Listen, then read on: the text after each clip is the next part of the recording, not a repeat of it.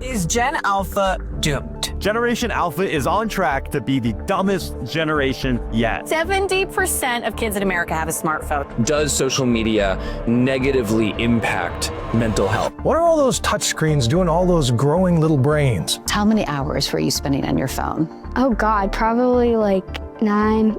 I was just kind of constantly on it. From brain rot memes to social media addiction and declining attention spans, Generation Alpha is the first generation to be raised entirely by the internet. Sadly, this is exactly what's ruining them before they have even entered adulthood or even their teenage years. So, what is Generation Alpha? And why are they the dumbest yet smartest people alive today? Generation Alpha, or what we commonly call Gen A, is the generation born between 2010 and 2024.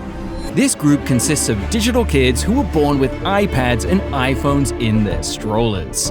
In 2020, a study showed that Gen A kids under the age of 8 spent over 2.5 hours per day on screens. This means that by the time they turn 13, they would have spent over 4,500 hours using iPads, smartphones, and tablets. And this is a huge problem. However, it's not their fault at all. In fact, Gen A was introduced to the world of the internet from the moment they could crawl. Parents rely on YouTube videos, cartoons, and games to deal with their tantrums. Because of that, the internet isn't a tool for them anymore. It's part of their identity. In the pursuit of convenience, their parents condition them to be addicted to screens. That you just can't be interrupted in, and it's so easy. It's peace in a pocket. And today, it's showing its dangers. For example, one of the most notable issues is their attention span. Gen A kids have attention spans that are completely destroyed, thanks to 10-second TikToks, Reels, and YouTube Shorts. In 2015, Microsoft conducted a study and concluded that Gen A's average attention span was 8 seconds, which is less than that of a goldfish. Imagine that this was before TikTok became popular. For them, the internet revolves around the idea of getting a quick dopamine rush within a few seconds. It can be through Shorts, Reels, or TikTok.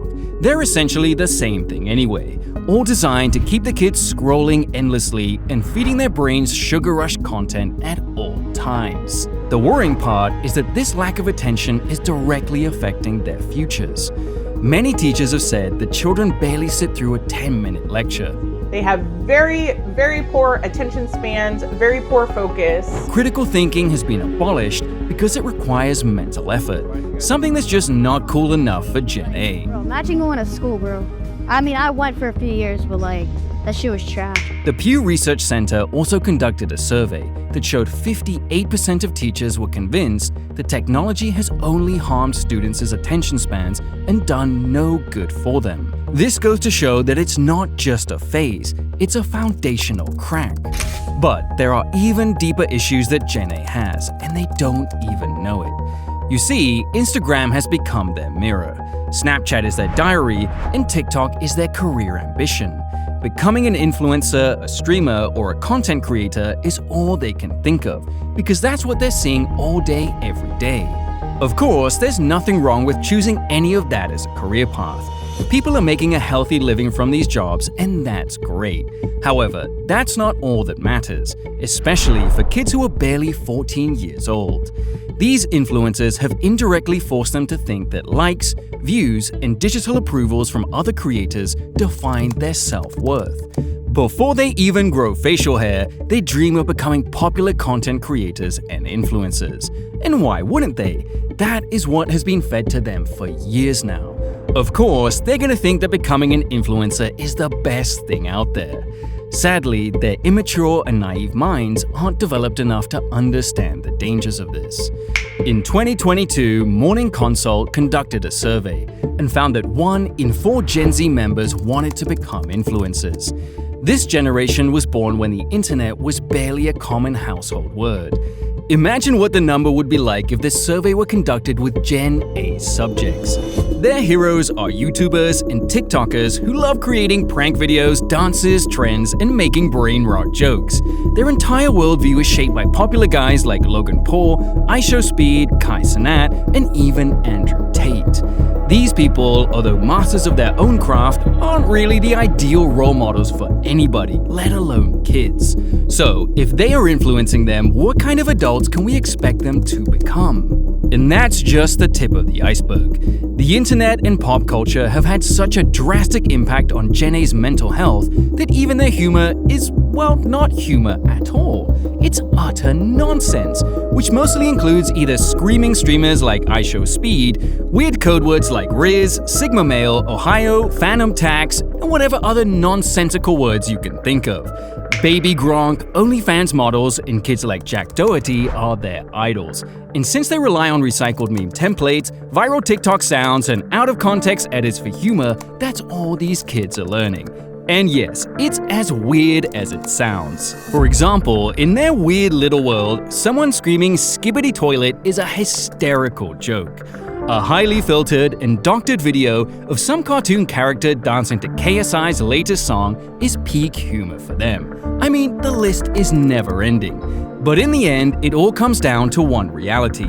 It's not humor. It's absurdist escapism. According to experts, this kind of humor isn't natural. It's the side effect of overstimulation. Their brains are constantly bombarded with so much random stuff that normalcy has been taken out of the equation completely. If one isn't pushing the boundaries of absurdity, it's not funny.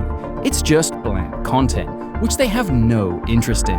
Basically, in a world where real emotions have been completely replaced with emojis and ironic detachment, this brain rot content is Gen A's coping mechanism, which brings us to the next big issue. Gen A is completely detached from reality. They live life as if they're living a simulation.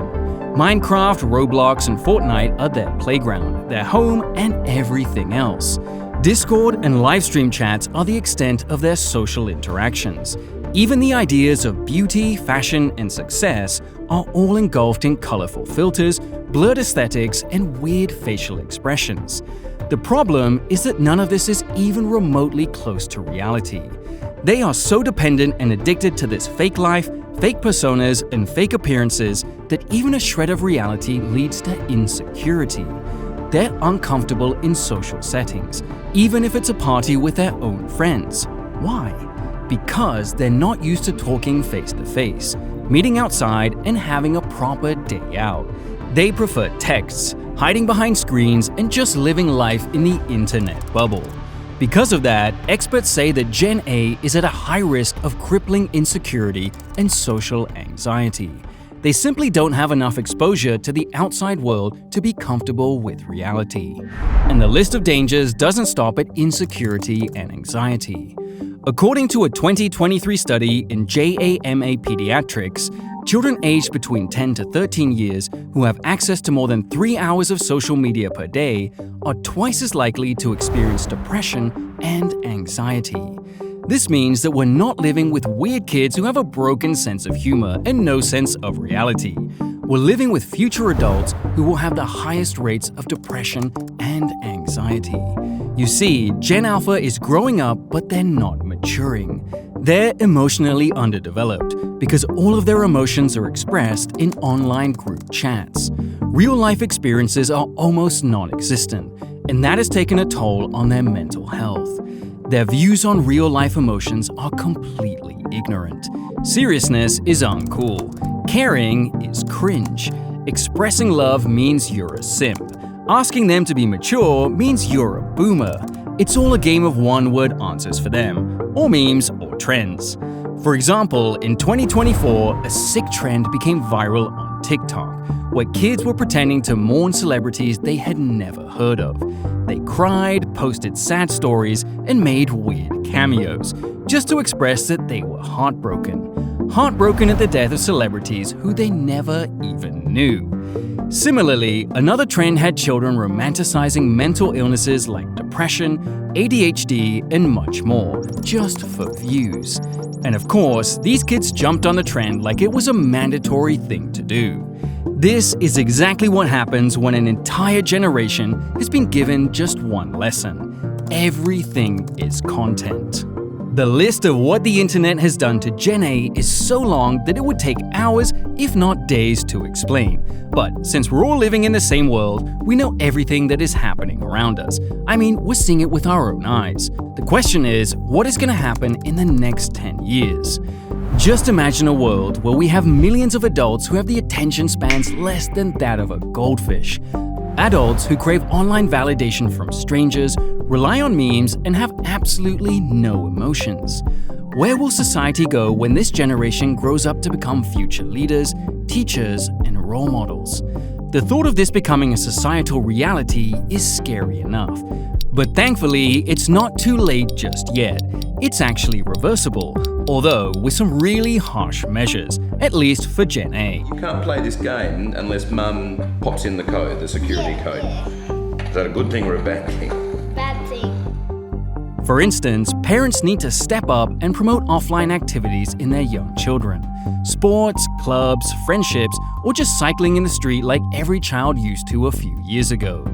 These are the activities that can give birth to a sense of reality in their brains. Along with that, reclaiming boredom is also a crucial thing. And it's quite simple. Just let the kids be bored. Let them embrace boredom and find activities on their own. Couch in front of the TV, and then the rest of the time let them be bored. Giving them iPads as soon as they throw the smallest tantrum is an immediate fix for the time being. What do you want? I want the iPad. I told you can't have it. However, its consequences in the longer run are far more dangerous than hearing a child cry or throw a fit for an hour or so. And most importantly, teaching Gen Alpha to take breaks from screens. I had free time to do that. Like in the morning, I started off doing it. In today's digital age, it's impossible to keep them away from screens. But it's not impossible to enforce fixed screen times. Going iPad free for a while? It's the amount of time that you allow your kids to play with anything. You know, how much time they watch TV, how much time they use the devices. The limits. This can lead to the kids turning to physical activities themselves, when they'll know that they can only watch Mr. Beast for an hour every night. You see, Gen A isn't doomed by default. But if they're going to be parented by digital influencers and streamers, they will become the most lost generation the world has ever seen. And the worst part is that nobody would be able to blame them. It's us, the parents, the Gen Z members who handed them the screens.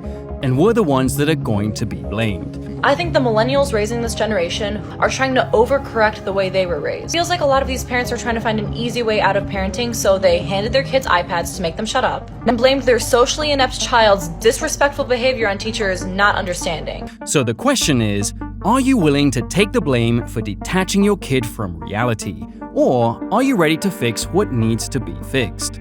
Share your thoughts with us in the comments below. And if you enjoyed this video, don't forget to hit the subscribe button and leave a like.